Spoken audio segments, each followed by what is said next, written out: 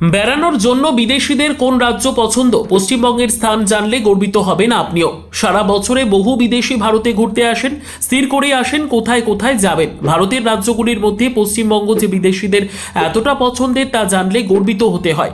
বহু বিদেশি ভারতে বেড়াতে আসেন, ভারতে বেড়াতে এসে তারা নানান রাজ্যে হাজির হন, সেখানকার দর্শনীয় স্থানে যান, উপভোগ করেন।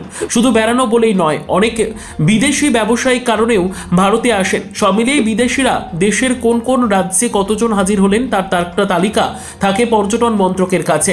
সেই মতো দেখা যাচ্ছে ভারতের মধ্যে 2025 সালে মহারাষ্ট্রে সবচেয়ে বেশি সংখ্যক বিদেশির পা পড়েছে। মহারাষ্ট্রে একাধারে যেমন নানান দর্শনীয় স্থান, পাহাড়ি পর্যটন, সমুদ্রের হাতছানি রয়েছে, তেমনি ভারতের অন্যতম বাণিজ্য কেন্দ্র মুম্বাই রয়েছে সেখানে।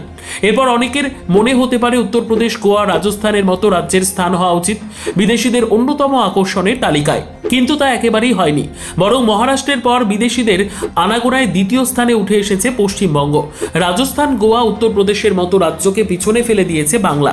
এ রাজ্যে রয়েছে দার্জিলিং, এ রাজ্যেই রয়েছে ইউনেস্কোর বিশেষ তকমা পাওয়া সুন্দরবন, রয়েছে দীঘার মতো সমুদ্র সৈকত, রয়েছে কলকাতা শহরের অনেক দর্শনীয় স্থান, রয়েছে আলিপুরদুয়ারের জঙ্গল থেকে মুর্শিদাবাদের ঐতিহাসিক নিদর্শন এবং আরও অনেক কিছু, যা বিদেশি পর্যটকদের আকর্ষিত করেছে পশ্চিমবঙ্গের দিকে।